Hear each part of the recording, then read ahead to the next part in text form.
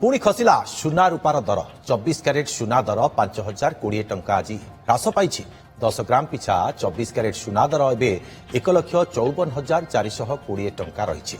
22 carrot सुना दर 4,600 टंका कमी। 22 क्यारेट सुना 10 ग्राम दर 1,41,550 टंका को खसी। सेपरी रूपा जदि देखा केजी पिछा 20,000 कमी होती 3 लाख टंका। गतकाली बढ़ी जाता 3,20,000 होता आज 20,000 कमी जा 3 लाख टंका। गतकाली उभय 24 और 22 क्यारेट सुना दर 6,000 रु अधिक टंका बढ़ी। 10 ग्राम पिछा 24 क्यारेट सुना दर 6,600 टंका को वृद्धि पाई 1,60,530 टंका पहुंची। सेपरी 22 क्यारेट सुना दर 6,050 टंका बढ़ी 1,47,150 टंका हो जाता। रूपा केजी भी 20,000 बढ़ी 3,20,000 टंका होता, किंतु आज ए परिवर्तन होती अर्थात ह्रास पाई। आज रूपारे 20,000 टंका खसी और 3 लाख टंका पहुंची केजी प्रति रूपार दर। सुना दर से खसी 24 क्यारेट सुनार दर में 5,020 टंका ह्रास पाई सुना दर 1,54,420 टंका पहुंची। 22 क्यारेट सुना दर 4,600 टंका कमी और 10 ग्राम पिछा 1,41,550 टंका होती। रूपार दर जो भाव में कमी 20,000 टंका 3 लाख टंका रही। आज रूपार दर ये केतेबेले बढ़ुची केतेबेले खसुची, किंतु खसुची अल्प बढ़ुची बेसी। अधिक आलोचना करबा आम सहित अर्थनीति विशेषज्ञ श्रीजुक्त चित्तरंजन बेहेरा जोड़ी होती। श्रीजुक्त बेहेरा आपण को आलोचना को स्वागत। श्रीजुक्त बेहेरा आम देखिले गत किछि दिन धरी एमिति केतेबेले बढ़ुची केतेबेले खसुची सुना रूपार दर एमिति खसुची जदि देखिबा आमे अल्प किंतु बढ़ुची बेसी एमिति उत्थान पतन काहेकि वर्तमान समय सुना रूपार दर रे देखो आमे जो विगत किछि मास भितरे सुना एवं रूपार दर जो गोटे अहेतुक भाव बढ़ी गला गोटे स्टीप राइज हैला जोटा कि केही आशा करि नथिले एवं तार कारण तो 29 तारिख रे विशेष भाव रे आमे देखिले जे अधिक बढ़ी जाइथिला 1,78,000 पाखापाखि सुनार दर 24 क्यारेट किंतु तापरे बहुत गोटे स्टीप फॉल भी हैला एवं रूपार प्राइस भी बहुत जोर खसला एवं तापरे आमे विगत गोटे सप्ताह धरि देखुचंदी जे बढ़ुची एवं कमुची एवं तार जो ए जो कारण जो देखिबे ताले आमे जो वोलेटिलिटी जोटा देखंतु सुना और रूपा होच गोटे माने अंतर्जातिक बाजार रो कमोडिटी। तेणु एटी विभिन्न देशर बजार में यार प्राइस जोटा बर्तमान भिन्न भिन्न रोची तार अनेक गुड़िए कारण रोची जोटी विशेषकर आम देशर ता देहर बहुत किसी भूमिका नहीं गोटे अंतर्जातीय कारण रोची एवं जो गोटे बड़ धरण गोटे बड़ घटना घटला जोटा केविन वार्स को ट्रम्प अपॉइंटमेंट कले जो अमेरिकन फेडरल रिजर्व चेयरमैन ताकू नहीं कि तांका अभिमुख्य को देखिक हठात प्राइस टा फॉल करिया स्टार्ट हैला। किंतु जो डी डॉलराइजेशन हबो बोली आशा बा आशंका बा जहाँ भी हो आकलन करिकी विभिन्न देशर सेंट्रल बैंक माने सुना एवं रूपा विशेष करी जो अधिक क्वांटिटी में से माने जतल गोटे बल्क क्वांटिटी में किनिबा को आरंभ कले एवं जो देश माने जेमति आम देश मध्य पाखापाखि $50 बिलियन तार जो माने अमेरिकन डॉलर को कमे सेटा सुनारे निवेश कला सेमती प्रतिटी देश कहउचंती एवं जहा फଳରେ जहा फଳରେ सुना एवं रूपार दर एवं अन्यान्य धातुर दर मध्ये बढ़ी बढ़ी चलची। रूपार दर बढ़िया पछरे जो इंडस्ट्रियल यूज अछि से कथा हमें बहु बार आलोचना करचंती, किंतु ए जो फ्लक्चुएशन जोटा सेटा तार प्राइस एडजस्टमेंट होची विभिन्न कारणरू माने जो देखिबा ताले आमे जो माने केवल प्योरली निवेश करूचंती माने इन्वेस्टर जो माने केवल किणुचंती बिकिबा पई बा बिकुचंती बा फ्यूचर मार्केट रे आगो बिकुचंती माने शॉर्ट करूचंती परे ताकू माने किणी करी सेथरे लाभ कमेबे बोली। तेणु एटो टेक्निकल जिंस जोटा साधारण किंतु श्रीजुक्त चित्तरंजन बेहेरा एछि आपन को ठारू गोटे कथा जानिबा को चाहिबो आमे ये बड़ निवेशकारी को कथा टिके अलग हाई थाए, किंतु छोट छोट निवेशकारी जो माने अल्प सुना किनी थांती एवं से माने चाहिथांती भविष्यत पे संचय करी रखिबा पई से माने एबे द्वंद्व पड़ जाउचंती जेतेबेले सुना रूपार दर स्थिर रहुनी से मानक पई आपण कोन परामर्श देबा को चाहिबे जे वर्तमान समय रे एथिरे इन्वेस्टमेंट करिबा बा विनियोग करिबा लाभदायक हबो ना विपज्जनक से मानक पई? देखो विनियोग तो निश्चित करवा उचित कारण आम जो कारण जो रिजन गुड़िक जो सुना रूपार दर बढ़ुला से सब रिजन गुड़िक एवं अपरिवर्तित रही से कारण कौन परिवर्तन ही ना।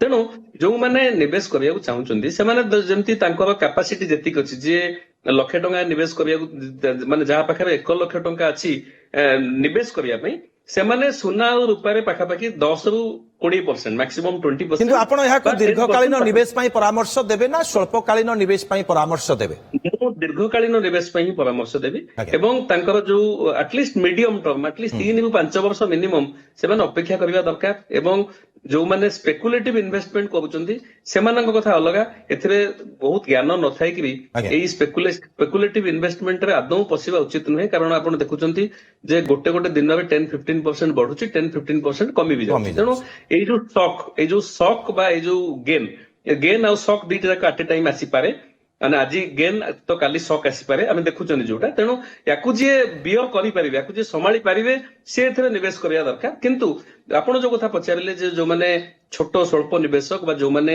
କିଏ ନିଜର ଝିଅ ବାହାଘର ପାଇଁ ହଉ ବା ନିଜର ଆମର ଯୋଉ ସୁନା ଉପରେ ଆମର ଗୋଟେ ସାଂସ୍କୃତିକ ବା ଗୋଟିଏ ମନସ୍ତାତ୍ତ୍ୱିକ ବନ୍ଧନ ରହିଛି, ତାକୁ ଆଖି ଆଗରେ ରଖି ଯେତିକି ଆମକୁ ଦରକାର ସେତିକି ପାଇଁ ଆମେ ଅଳ୍ପ ଅଳ୍ପ ନିବେଶ ବିଭିନ୍ନ ସମୟରେ ଧରନ୍ତୁ ମାସରେ 1000, 2000, 5000 ବା ପ୍ରତି 3 ମାସରେ 5, 10,000, 20,000 ଡିପେଣ୍ଡ କରୁଛି କାହାର ଆର୍ଥିକ କାପାସିଟି କେତେ, ସେଇ ହିସାବରେ ଯଦି ନିବେଶ କରିବେ ତାହେଲେ ଆପଣ ନିରାଶ ହେବେ ନାହିଁ।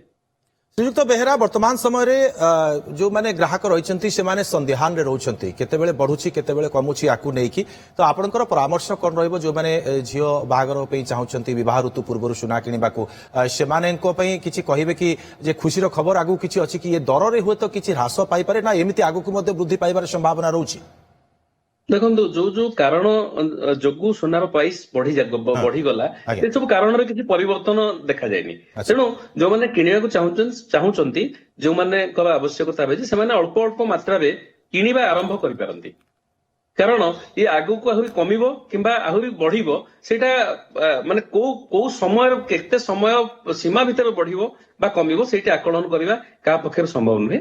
କିନ୍ତୁ ଯୋଉ ଯାହା ମାନେ ସମଗ୍ର ସ୍ଥିତି ଆଜିକା ଡେଟରେ ଯାହା ବି ରହିଛି ତାକୁ ଯଦି ଦେଖାଯାଏ ତାହେଲେ ବଢିବା ର ସମ୍ଭାବନା ଟିକେ ଅଧିକ ରହୁଛି, କମିବାର ସମ୍ଭାବନା ଟିକେ କମ ରହୁଛି।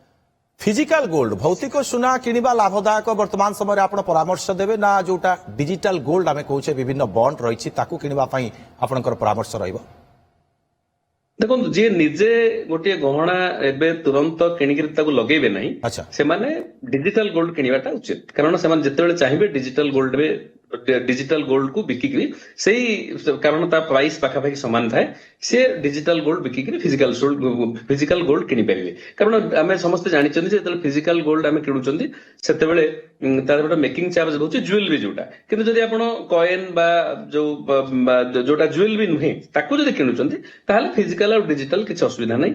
डिजिटलटा स्टोर करबाटा टिके सुविधा, ताकू चोरी होवार संभावना नहीं, आपण रखि तार जो स्टोरिंग रो किछि समस्या नहीं एवं लिक्विड मध्य संगे आपण जेतेबेले चाहिबे सेतेबेले बिकि परिबे। किंतु आपण को माने कहा माने केउ विक्रेताଙ୍କ माध्यमରେ କିଣୁଛନ୍ତି କୋଉ ମ୍ୟୁଚୁଆଲ ଫଣ୍ଡ ସେଟା ନିର୍ଭର କରେ ସେଇଟା पर से ता प्रति सतर्क होई किनिबा। ଏବେ ଶ୍ରୀଯୁକ୍ତ ବେହେରା, ସୁନା ଅପେକ୍ଷା ରୂପାର ମୂଲ୍ୟ କେଜି ପିଛା 3 ଲକ୍ଷ ଟପିବା ପରେ ଏଟା କେତେ ସୁରକ୍ଷିତ ଭବିଷ୍ୟତ ନିବେଶ ପାଇଁ ଆପଣ ପରାମର୍ଶ ଦେବେ?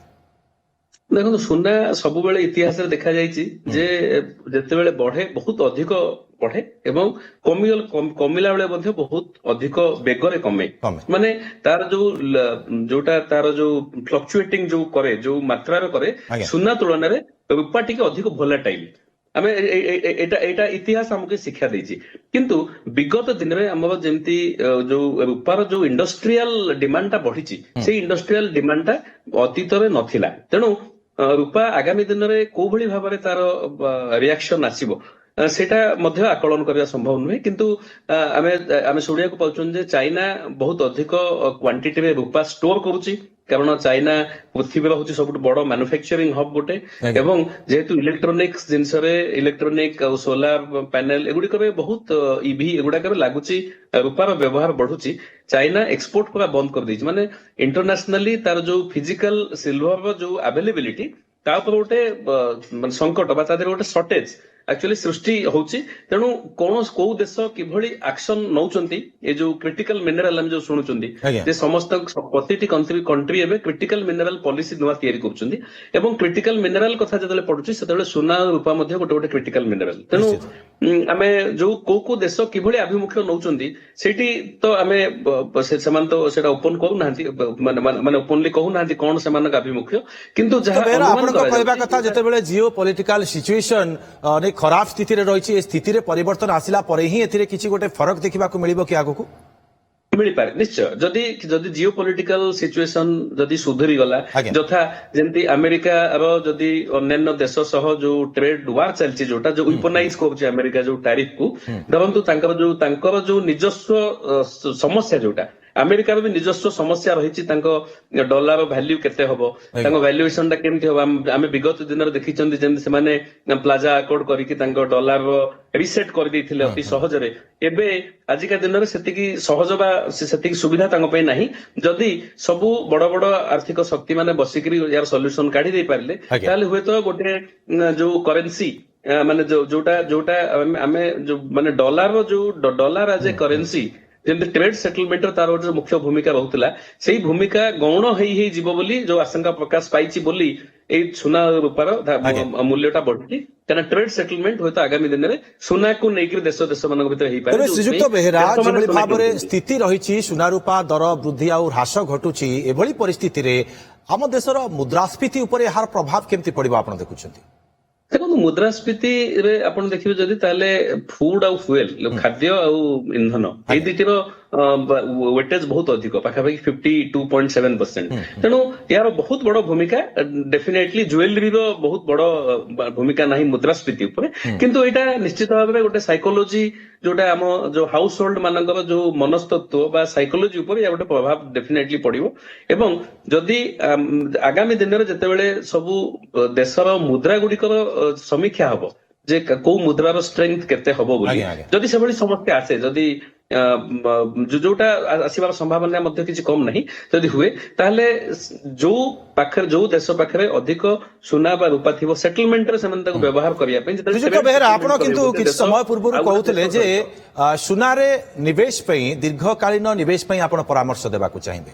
ଯେଉଁମାନେ ଦୀର୍ଘକାଳୀନ ନିଶ୍ଚିତ। ନିବେଶ କରିବେ ସେମାନେ କେଉଁ ସମୟରେ ସୁନା କିଣିବା ଦରକାର, ପ୍ରକୃତିରେ ସେ ସମୟଟା ପ୍ରକୃଷ୍ଟ ସମୟ କେଉଁଟା ବୋଲି ଆପଣ କହିବେ?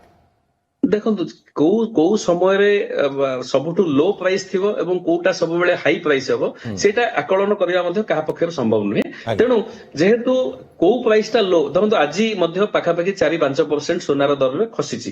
ଆଜି ଆପଣ ଯେତେବେଳେ ମାର୍କେଟ କ୍ଲୋଜ ହବ, ସେତେବେଳେ କେତେ ଯାଇଥିବ ସେଟା ଏବେ କେହି କହିପାରିବେନି। ରିବାଉଣ୍ଡ କରିପାରେ, ସେଟା ଆଉ ଗ୍ୟାପ ମଧ୍ୟ ବଢିପାରେ। ତେଣୁ ତାକୁ ଗୋଟେ ଷ୍ଟାଗରିଂ ମାନରେ, ମାନେ ଅଳ୍ପ ଅଳ୍ପ କରିକି ଯୋଉମାନେ ନିବେଶ କରିବେ ସେମାନେ କିଛି କିଛି ସମୟ ବ୍ୟବଧାନରେ, ଯେମିତି ଆମେ ମ୍ୟୁଚୁଆଲ ଫଣ୍ଡରେ ଇନଭେଷ୍ଟମେଣ୍ଟ କରୁଛନ୍ତି, ଆଜ୍ଞା। ସେମିତି ସେଇ ସାଇକୋଲୋଜିରେ, ସେଇଭଳି ଷ୍ଟ୍ରାଟେଜିରେ ଆମକୁ ଇନଭେଷ୍ଟମେଣ୍ଟ ଯଦି ଆମେ ଚାହୁଁଛନ୍ତି, ତାହେଲେ ଆମେ ସେଇଭଳି ଭାବରେ କରିପାରିବା, ଯୋଉଟା ଆମକୁ ଅପେକ୍ଷାକୃତ ଭାବରେ ନିରାପଦ ରଖିବ। ନିଶ୍ଚିତ ଭାବରେ ଶ୍ରୀଯୁକ୍ତ ବେହେରା, ଆମେ ଦେଖିଲେ ଗତ 29 ତାରିଖରେ ଯେଭଳି ଭାବରେ ଦର ବୃଦ୍ଧି ପାଇଥିଲା, ସେଭଳି ବର୍ତ୍ତମାନ ସମୟରେ ଦର ବୃଦ୍ଧି ନାହିଁ।